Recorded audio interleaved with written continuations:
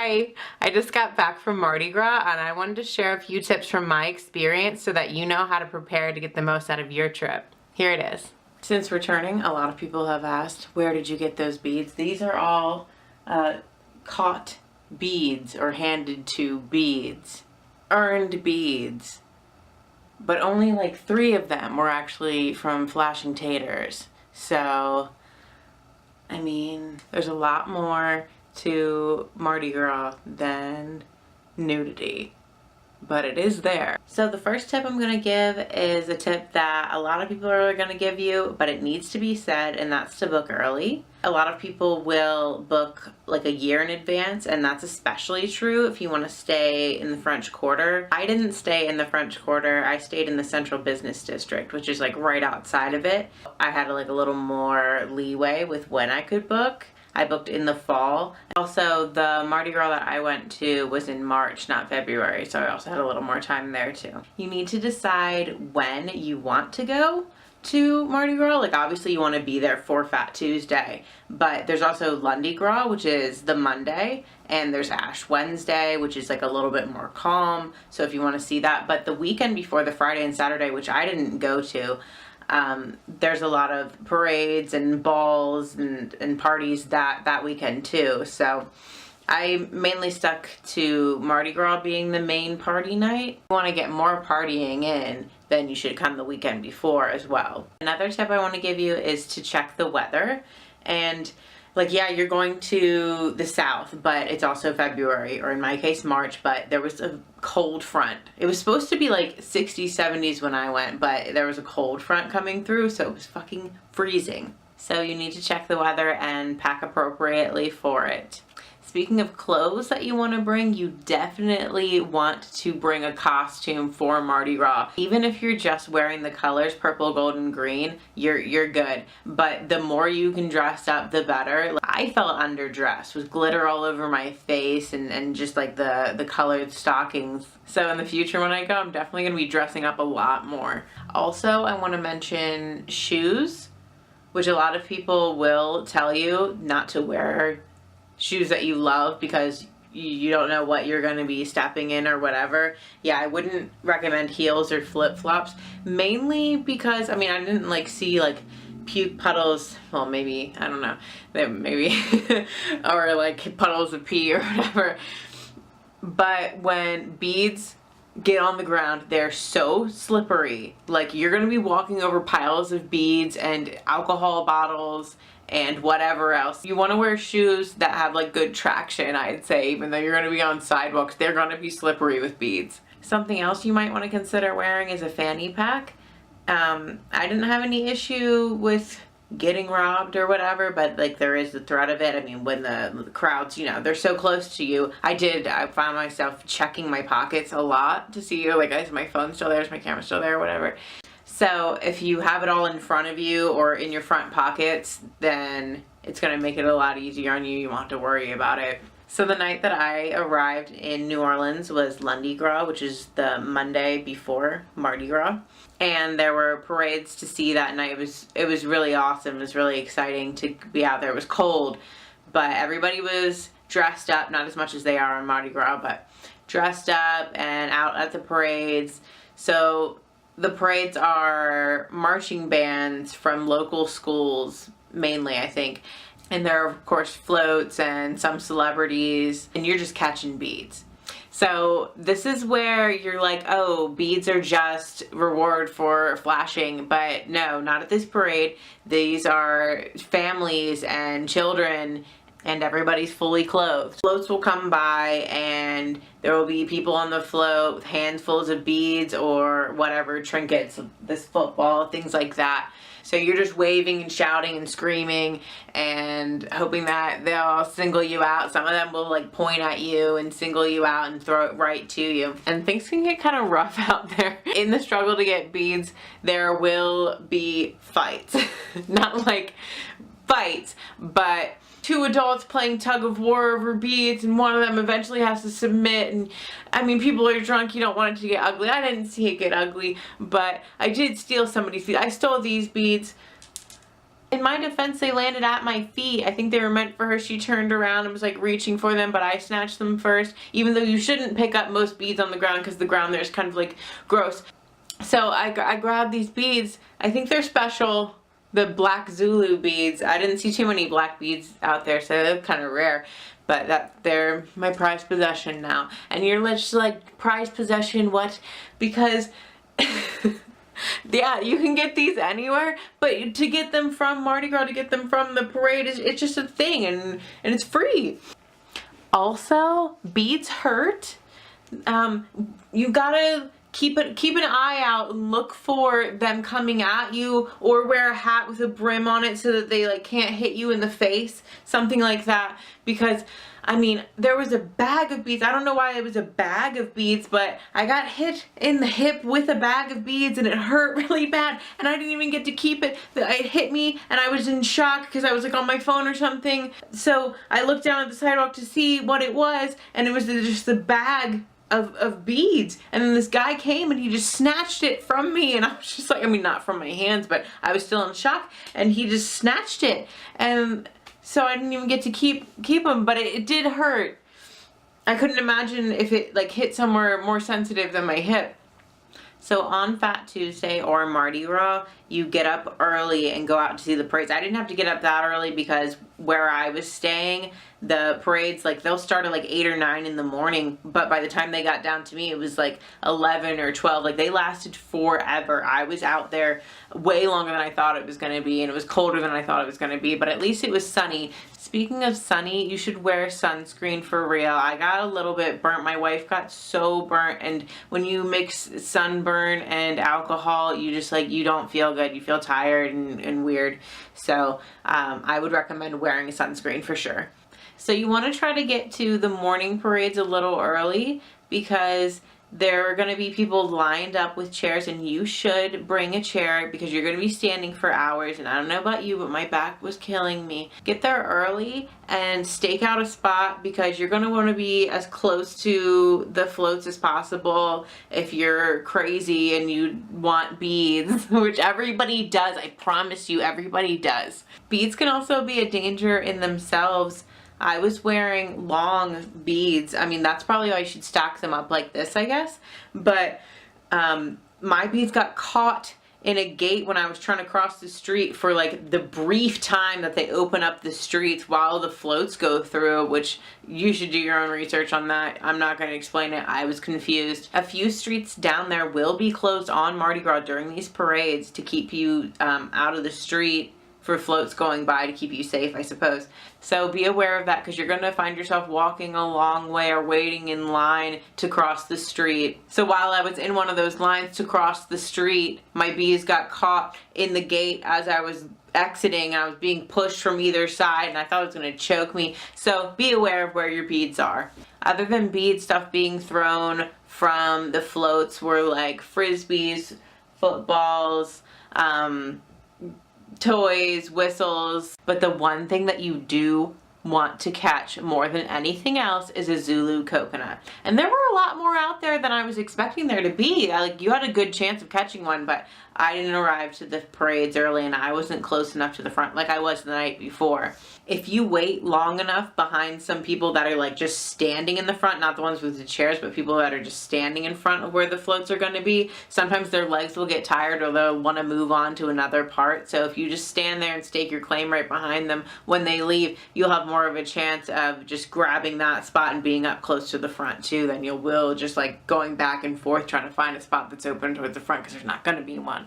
So my suggestion of when to go to Bourbon Street is 3 specific times. I went to Bourbon Street once during the day on Mardi Gras. It was crazy dance party in the street, just everybody dressed up, music blasting. You walk from one end of the street down to the other and you'll hear like 10 different songs. Everybody is dancing, everybody is having a good time. They're just drunk during the day. It's amazing. Watch where you step. There are gonna be beads everywhere, and they are slippery. There's gonna be liquor bottles everywhere and cups everywhere. It's crazy how much trash is there. They do like a big street sweep at the end of the night, so it should get most of the stuff, I hope.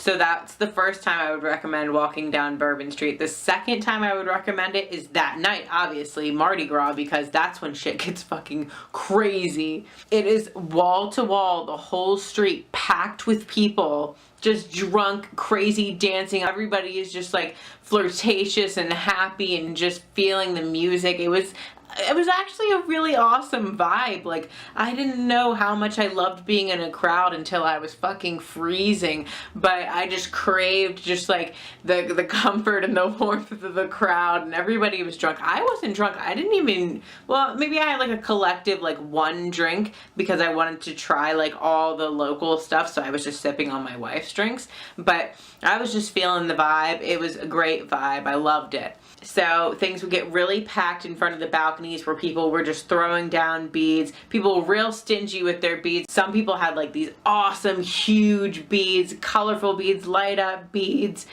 beads that you want. You really fucking want them for some reason. So like I said, a few of these beads were from flashing, but there is no pressure to show your tits. If you see beads you want and they're like, no, only if you show them, and you don't want to show them, then don't show them. Just move on. They're just beads. But if you do want to, but you're afraid or self-conscious, trust me, nobody is judging you. I mean, everybody's drunk, and even if they aren't drunk, it's just such like a loving atmosphere. Nobody's judging you. Feel free. Let your freak flag fly. This is the place to let your freak flag fly. That is what everyone was doing. It was amazing. I think that's why I liked it so much. It just felt like adult Halloween. Everyone dressed up and just, it was awesome. I loved it. Basically, it was just a big street party, loud music, dancing, just amazingness. Even for somebody who wasn't drunk, I wasn't drunk and I just enjoyed it. You don't need to be drunk to have a good time. 2 drinks that you're gonna want to try is a hurricane and a grenade. They're both gross and really sugary, and you should drink a lot of water around them, but you should try them. So the grenade comes in this famous grenade bottle with this adorable face. And it tastes like coconut, I think. Yeah, it was really coconutty, fruity, sugary. And the hurricane tasted like orange juice with liquor. So it wasn't good. So with all this drinking, you're definitely gonna have to pee, and there isn't very many places to pee. I went out to dinner, so I got to pee at the restaurant. But other than that, there's a few like scattered porta potties, but that is why people end up peeing on the street. But if you have a hotel or a motel that's close, you can just run back there or whatever. So if you do want to stay in the French Quarter, I would recommend staying on Bourbon Street and getting a balcony so you can be one of those people getting the view from above.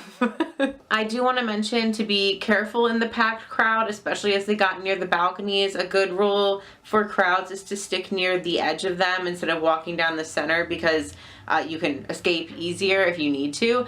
It was like a friendly, awesome vibe, but it would get so packed, like you couldn't even walk forward. Like there's 2 lines basically, one trying to walk forward, one trying to walk backward down the street, and you would get so packed and like crushed between people. It was a little scary at times, but so I would recommend sticking near the edge. So you don't want to stay out too late, but we were out on Bourbon Street till midnight, and that is when the cops will line up on their horses at the end of the street, and I guess they were going to go down and, I don't know, make everybody get off the street or do a street sweep or something. I don't know. I should have done research before I did this video. But it was cool to see the cops down there, and people were kind of just like funneling out. Do not touch their horses. Do not touch the cops. I saw a girl being bit by a horse on her hand because she was getting too close to it. Like, I don't know what the fuck she was thinking. She was drunk, but whatever. Don't touch the horses. So the third time I would recommend walking down Bourbon Street is the next morning. This is when you will understand the infamous Bourbon Street smells like piss reference. The night before, it just smelled like weed, blunts everywhere. But in the morning it does, yeah, it smelled like pee. It didn't bother me that much, but my wife was just like, ugh, because her hangover was just like kicking in hard.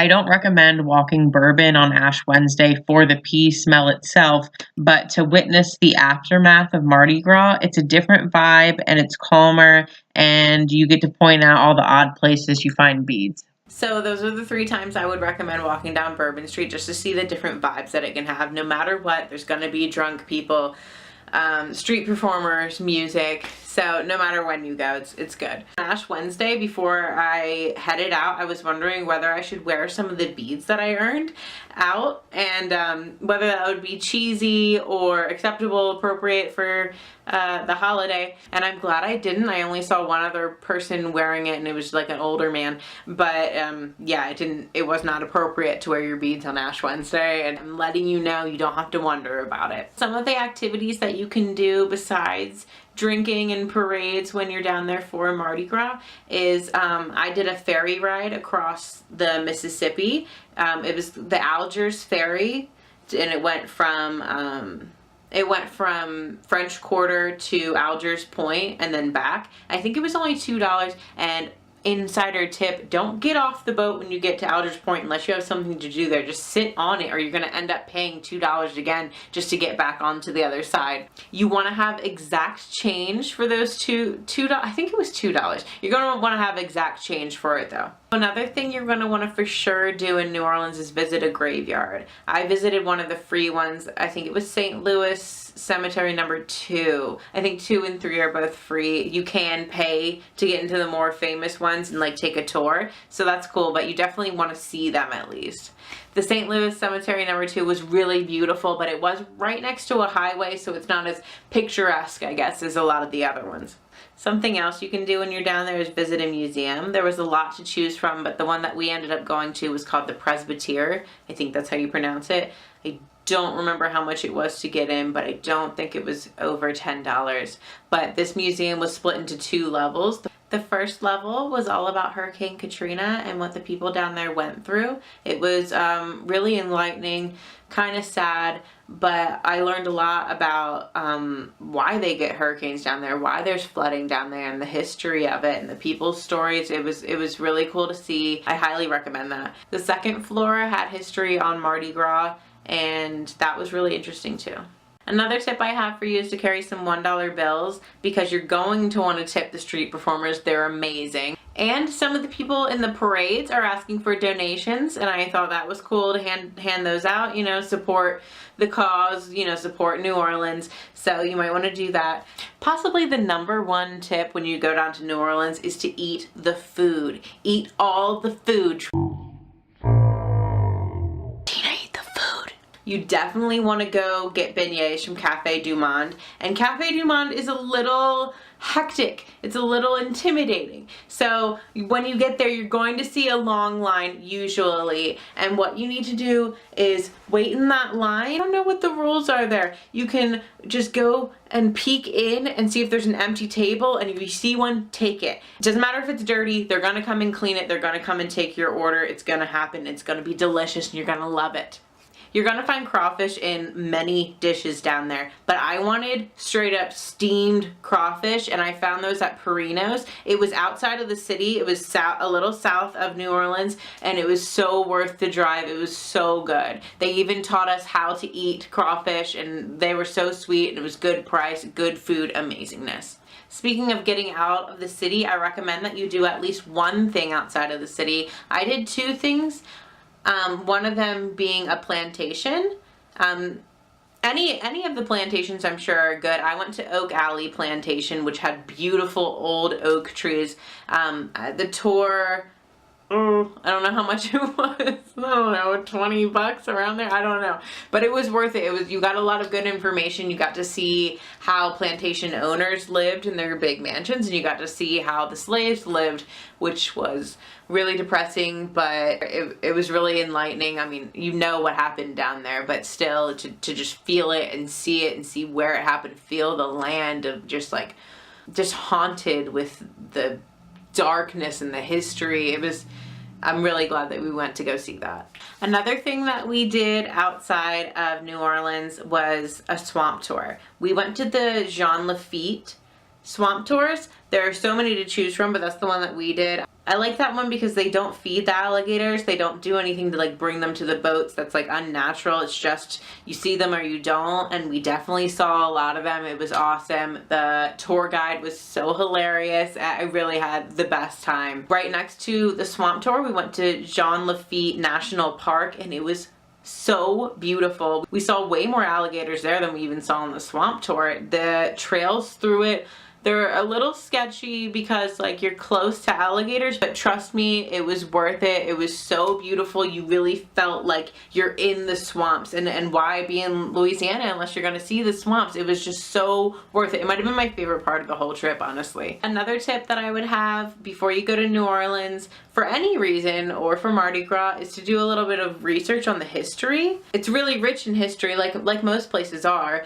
but doing a little bit of research can really help you absorb what you're looking at. You're gonna understand the architecture more, you're gonna understand the people more if you research a few more things. A few things that I recommend researching before you go is the fire that happened there. I would research Jean Lafitte, I don't know how to pronounce it, and research Hurricane Katrina if you don't know about it. The sun is going down, so I'm just gonna end this here. If you are going to Mardi Gras, stay aware, drink water, and embrace the crazy. I promise you, it's gonna be awesome. You're gonna love it.